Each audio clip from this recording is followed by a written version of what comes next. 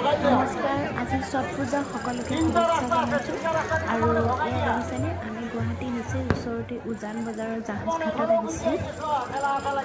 কিমান মানুহৰ সমাগম ঘটিছে, ভাল লাগিছে। তেওঁলোকে ইমান কষ্ট কৰি পূজা কৰিবলৈ আহিছে আৰু ইমান ডাঙৰ ডাঙৰ পাচিবোৰ মূৰত লৈ পেলাই কিমান কষ্ট কৰি তেওঁলোকে নিজৰ মনৰ হেঁপাহ পূৰণ কৰিছে, ভাল লাগিছে। আৰু এই নিয়ম আমি অথচ বুজি নাপাওঁ, কিন্তু তথাপিতো চাই বিৰাটেই ভাল লাগিছে। কিন্তু আপোনালোকেও আহিবচোন এনেকৈ চাবলৈ, আৰু ভালো লাগে এনেকৈ চাইবলৈ। তেওঁলোকক চায়েই আমি আনন্দ লাভ কৰিব পাৰোঁ, বহুত ভাল লাগিছে। আহিব।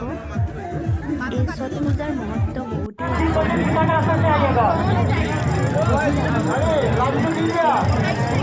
গতিকে নিজৰ দেশত ছট পূজা এনেকুৱা নাজানিলে আমি কৰিব নালাগে। সকলো কৰিব লাগে।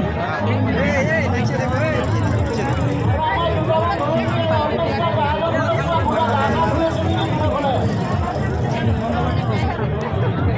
সেইকাৰণে সকলোৱে এই নিয়ম পালন কৰিব নাজানে, কিন্তু এটা দেখি কৰিব লাগিব। আৰু সদায় নিয়ম মানি চলাৰ পিছতহে আমি সদায় এটা কামত হাত দিব লাগিব।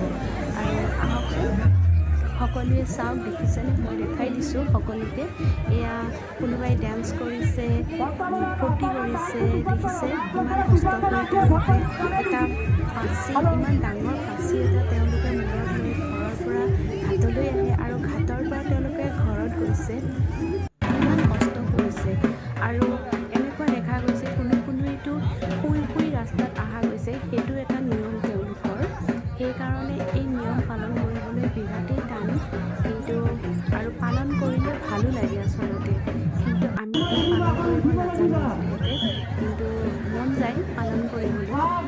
ভাল লাগিছে। আপুনি প্ৰথমবাৰ এনেকৈ ছট পূজা চাব আহিছোঁ, বহুতেই ভাল লাগিছে। আপোনালোকেও চাওকচোন, ময়ো অকণমান দেখাই দিছোঁ। আৰু কোনোবাই চাগে এনেকৈ নিয়ম পালন কৰিছে চাগে, কিন্তু বিশেষতে মই নাজানো।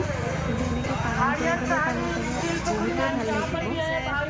চাওকচোন কিমান কিমান মানুহৰ সমাগম ঘটিছে, দেখিছেনে, ভাল লাগিছে, বহুতেই ভাল লাগিছে। দেখা পাইছেনে? দেখা পাওক, সকলোৱে চাওক, মই দেখাই দিছোঁ।